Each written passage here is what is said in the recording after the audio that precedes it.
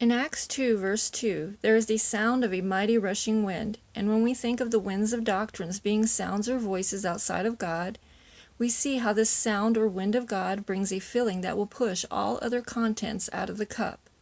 And the Spirit is as the breath of God, remembering how that when he was yet with them, he breathed upon them on earth as it is from heaven, in a fashion setting the receptacle upon where the Spirit will fall.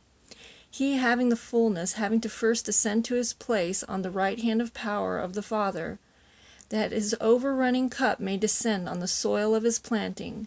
For the first Adam was made a living soul, but the last Adam a quickening spirit, a cross and a tree of life. Then appears cloven tongues of fire. Now in the cloven we see the foot of the clean animals who represent the walking between earth and heaven. We say, how beautiful are the feet of him who brings good tidings.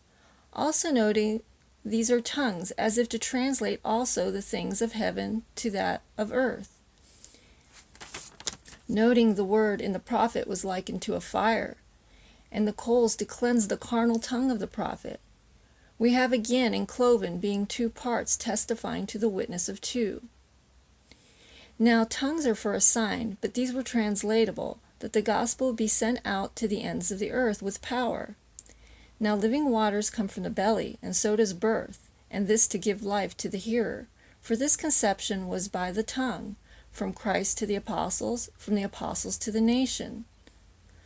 Now tongues is an utterance directly from the Spirit, and prophecy reveals a thing from God. Discernment recognizes the source, wisdom translates, knowledge retains, but it is faith that takes hold. In verse 5 we see the words under heaven, thus distinguishing this generation from that of the world. In verse 6 we see the words noised abroad, pointing to that sound of that mighty rushing wind. We also see the word multitude, as if to signify the multitude also mentioned in Revelation of every nation.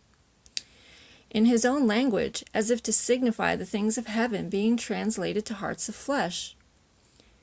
In verse 8, we see the words, where we were born, showing this being translated to every man in his birthplace, wherever he is at in the flesh.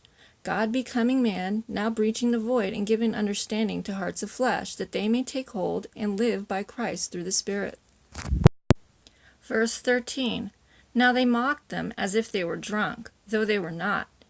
But just as the high priest prophesied outside his own will, here appears another instance where the men speak a truth without understanding. For just as the parable says, he that tasted the old wine does not desire the new, this is the new wine of the new covenant. The blood of Christ turned to us living waters and made a quickening spirit. Verse 15, but indeed they were not drunk, for the world is drunk off the earthly wine. But the children of the kingdom are sober, for their meat and drink is of heaven. In concern to the third hour, it is also in the parable of the vineyard. We see after the initial hire of the first, he went back at the third hour, seeing men idle in the marketplace, and then he hired them. Now a marketplace is a place of exchanging goods, and this good thing was better than any earthly merchandise. This was the kingdom business of the Father. Now Christ was also crucified at the third hour and raised as Moses' bronze serpent for the healing of the nations. Verses 16 through 18. The last days he will pour out his Spirit, seeing a day is as 1,000 years, and these are days, plural, and it has been near 2,000 years since the initial baptism. So what was for then is also up until now, that is his Spirit and the spiritual gifts, dreams, visions, prophecy, etc. Now, taking a look also at the parable or sign within the things seen, I refer to 1 John chapter 2, where he makes mention of fathers, youths, and children. Here also we see old men, signifying in a sense the prophets who could see afar off, while it was yet dark as in a dream, the things of Christ. We see the youths, as the early church, seeing visions in the day, for while Christ was with them, he said, walk while ye have the light. And we see the sons and daughters, that signify the little children of the kingdom, reared off both the old and the new, now born through the Spirit, speaking of the things of Christ, for the testimony of Jesus Christ is the spirit of prophecy. Verse 19, wonders and signs, things to come and yet speaking to us now.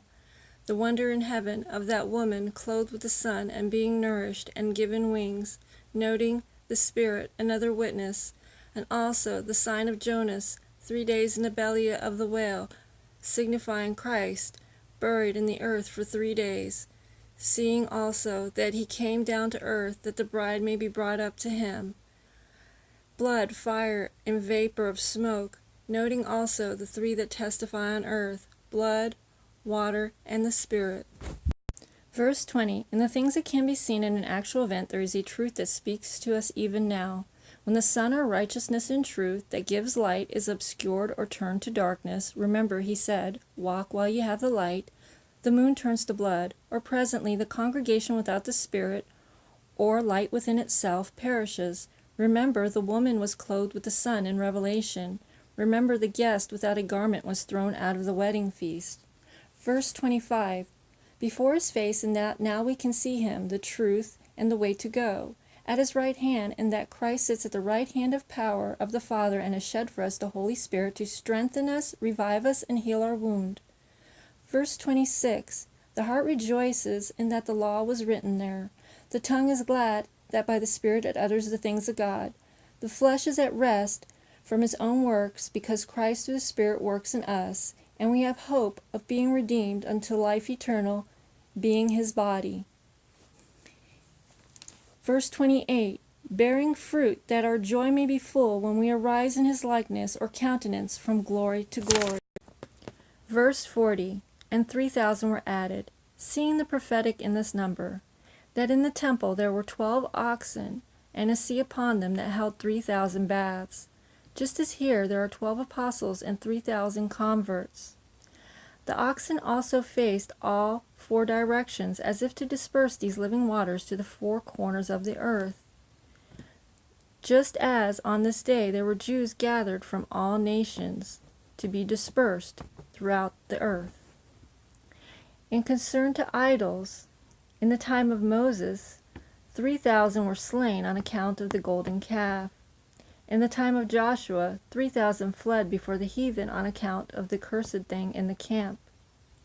The family that was found was stoned and burned, seeing that the rock will consume idolaters. But for David, the rock was a covert when Saul pursued him with 3,000 men.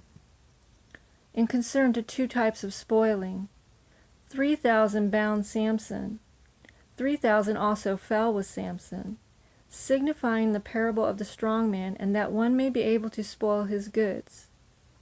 And we see, up unto this time, death and the adversary reigned by fear, spoiling the things of God. But through Christ's work and the Spirit sent, the goods that the enemy stole are now being spoiled. Solomon also wrote 3,000 proverbs.